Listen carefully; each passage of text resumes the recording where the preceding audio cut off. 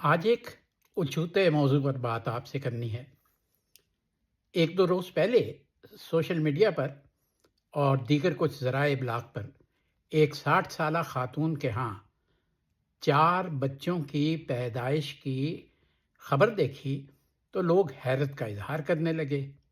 کچھ لوگوں نے اسے حسب عادت اب ہر چیز کو AI جنریٹڈ کہہ دیا جاتا ہے۔ میں نے کچھ تھوڑی سی تحقیق کی تو علم ہوا کہ 60 برس تو کوئی ایسی بڑی بات نہیں۔ اس وقت دنیا کا بڑا ریکارڈ 73-74 سالہ خاتون کے ہاں 2 بچوں کی پیدائش کا ہے۔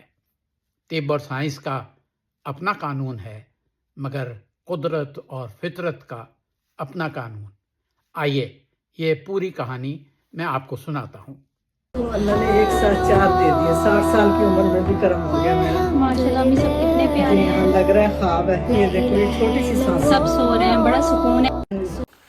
آپ نے دیکھا کہ یہ 60 سالہ خاتون چاروں بچوں کو کس خوشی اور مسرت سے اپنی گود میں لیے سینے سے لگائے اللہ کا شکر بھی ادا کر رہی ہے، اور خوشی اور مسرت ان کے چہرے سے عیاں ہے۔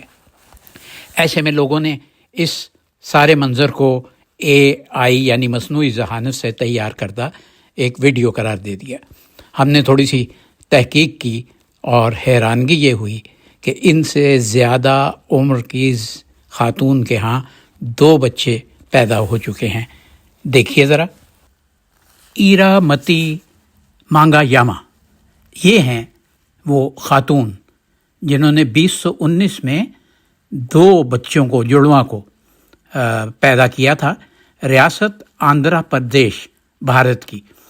اس وقت ان کی عمر 73-74 برس تھی۔ یہ دونوں بچیاں ظاہر ہے 2019 کے بعد بڑی ہو چکی، لیکن بتایا یہ جاتا ہے کہ یہ طریقہ IVF یعنی ٹیسٹ ٹیوب بیبی کا تھا۔ یہ واقعہ عالمی سطح پر خبروں میں آیا اور اس طبی تاریخ میں سب سے عمر رسیدہ ماں کے طور پر درج کیا گیا۔ IVF کی مدد سے ہونے والے ان بچوں کے حوالے سے بہت سی چیزیں سامنے آتی ہیں۔ یہاں یہ آپ دیکھ رہے ہیں کہ وہ اپنے شوہر کے ساتھ محدود ہیں۔ 50 سال سے زائد عمر میں حمل انتہائی خطرناک تصور ہوتا ہے۔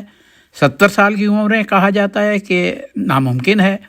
IVF کے ذریعے عمر رسیدہ خواتین میں خطرات بہت بڑھ جاتے ہیں۔ بلڈ پریشر، دل اور گردوں پر دباؤ، زچگی کے دوران پیچیدگیاں۔ اب سوچا یہ جا رہا ہے کہ کیا اتنی زیادہ عمر میں ماں بننا بچے کے مستقبل کے لیے منصفانہ ہے؟ طب کی ترقی